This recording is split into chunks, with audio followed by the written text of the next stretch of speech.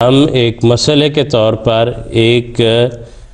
علمی یا فقہی اور تربیتی مسئلے کے طور پر اس پر گفتگو کریں گے، نہ کہ اس بات کی ترغیب دینے کے لیے کہ کیا دوسری شادی کے لیے پہلی بیوی سے اجازت لینا ضروری ہے۔ ایک تو جہاں تک اس بات کا تعلق ہے کہ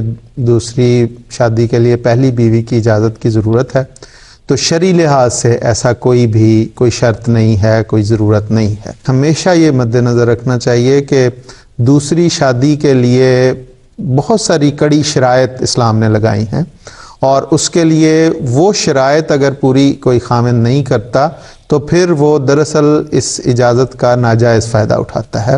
اور اس میں یہ ہے کہ ہر انسان نے یہ دیکھا، حضرت مسیح موعود علیہ الصلوۃ والسلام نے بڑی وضاحت کے ساتھ اس مضمون کو بڑی تفصیل کے ساتھ بیان فرمایا مختلف جگہوں پہ، اور اس میں حضور نے جہاں پہ عورتوں کو بھی نصائح کی ہیں وہاں پہ مردوں کو بھی بار بار اس بات کی ترغیب دلائی ہے کہ اپنی بیویوں کے ساتھ حسن سلوک سے پیش آؤ، اور جہاں تک ضرورت کا تعلق ہے، اگر کوئی ایسی ضرورت ہے، بیوی بیمار ہے، اولاد نہیں ہو رہی، اور کئی اس قسم کے معاملات ہیں جس میں کہ وہ اس کا حق جو ہے خامند کا وہ ادا نہیں ہو رہا، تو پھر اس ایسے خامند کو اجازت ہے، لیکن ایسی صورت میں پھر اس پہ کئی ذمہ داریاں عائد ہیں کہ وہ پھر عدل کی جو تعلیم ہے وہ بہت ضروری اس کے لیے ہو جاتی ہے، اور پھر وہ اگر ایک سے زائد بیویاں کرتا ہے تو تمام بیویوں کے درمیان مساویانہ سلوک کرنا جو ہے اس کی بنیادی اس کو حکم ہے اس کا، اور پھر دنوں کی بھی تقسیم ہے،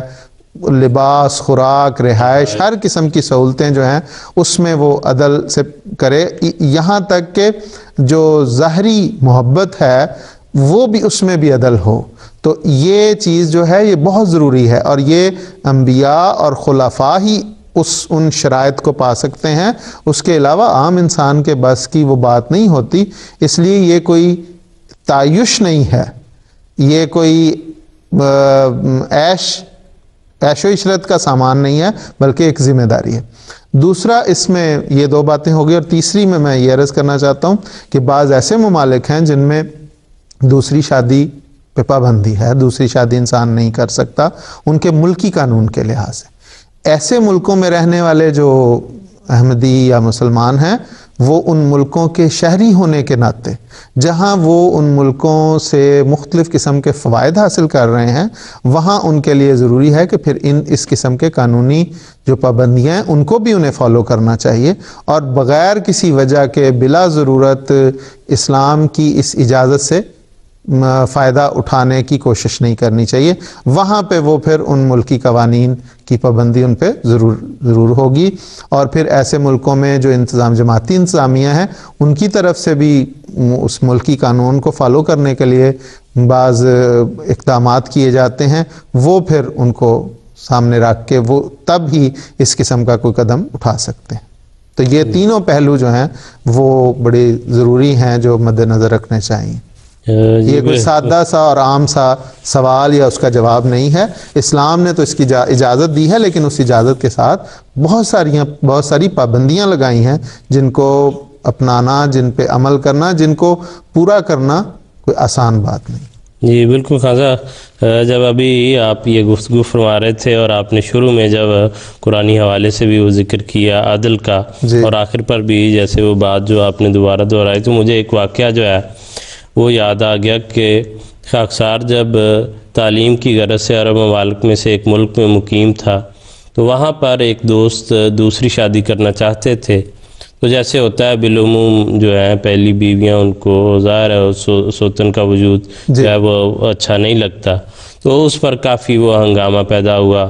وہاں پر ارد گرد ان کے جو رشتہ دار تھے، احباب تھے، جاننے والے، انہوں نے سمجھانے کی کوشش کی، تو بہرحال وہ شادی کرنا چاہتے تھے، تو بہت دباؤ تھا ان پر۔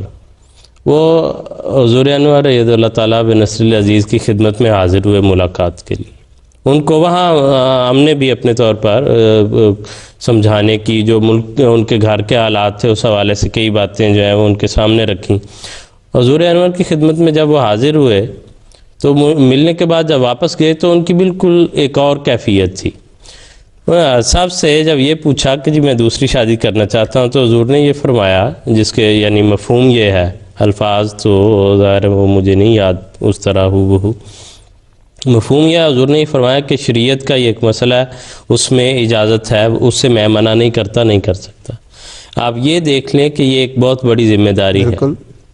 اتنے جملے نے ان کی اس کیفیت کو، جس کو سینکڑوں لوگ نہیں بدل سکے، ان کے ذہن کی کیفیت کو بالکل بدل دیا تھا واپس سے آ کے۔ تو کہتے تھے کہ میں نے اس بات کو ریئلائز کیا ہے کہ واقعتاً یہ ایک بہت بڑی ذمہ داری ہے، اس کے لیے میں تیار ہوں، اس طرح عدل کے ساتھ میں وہ کر سکتا ہوں یا نہیں کر سکتا، اس کو ضرور دیکھنا چاہیے۔ اور یہی اصولی جو ہے رہنمائی ہے قرآن کی